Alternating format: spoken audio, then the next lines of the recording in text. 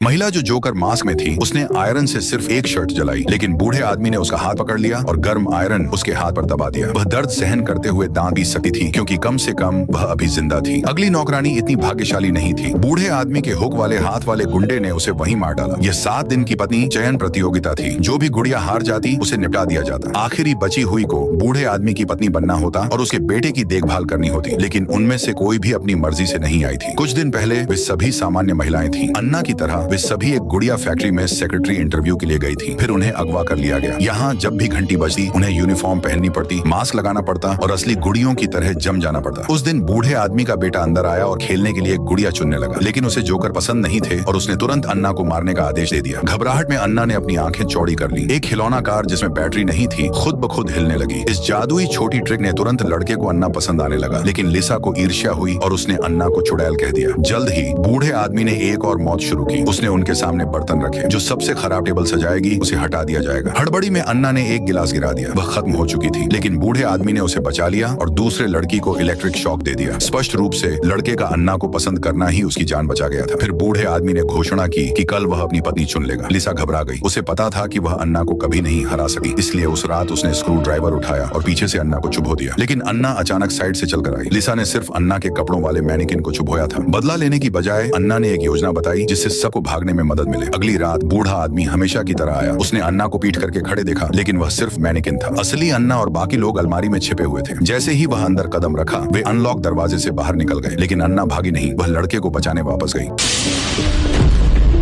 Meanwhile लिसा गुस्सा हो गई क्योंकि एमी उसे धीमा कर रही थी। जैसे ही लिसा ने उस पर हमला करने की कोशिश की, एक गोली चली। फिर एमी को भी ले लिया गया। जब अन्ना होश में आई तो वह एक प्लेटफॉर्म से बंधी हुई थी। बूढ़े आदमी ने बताया कि हर गुड़िया में छिपा हुआ सुनने वाला डिवाइस था। उसे उनके भागने की योजना का पूरा पता था। चूंकि तुम मेरे बेटे की इतनी परवाह करती हो, बधाई हो, तुम टेस्ट पास कर गई। फिर एक मानव आकार का मोल्ड अन्ना पर गिरा। उसे प्लास्टिक सिलिकॉन गुड़िया में बदल दिया गया और बूढ़े आदमी तथा उसके बेटे के साथ रहने के लिए मजबूर किया गया। लेकिन अचानक बूढ़े आदमी के हाथ में कप हवा में तैरने लगा और छत से टकराकर टूट गया। काली पोशाक वाली 2 चुड़ैलें कहीं से प्रकट हो गईं। एक झटके से उन्होंने अन्ना का प्लास्टिक खोल फाड़ दिया और उसे फिर से इंसान बना दिया। पता चला कि अन्ना में भी चुड़ैल का खून था। यही वजह थी कि उसने पहले खिलौना कार हिलाई थी, लेकिन उसकी शक्ति बहुत कमजोर थी, इसलिए चुड़ैलों को उसे ढूंढने में इतना समय लगा। अंत में चुड़ैल के एक झटके से बूढ़े आदमी को जिंदा जला दिया गया।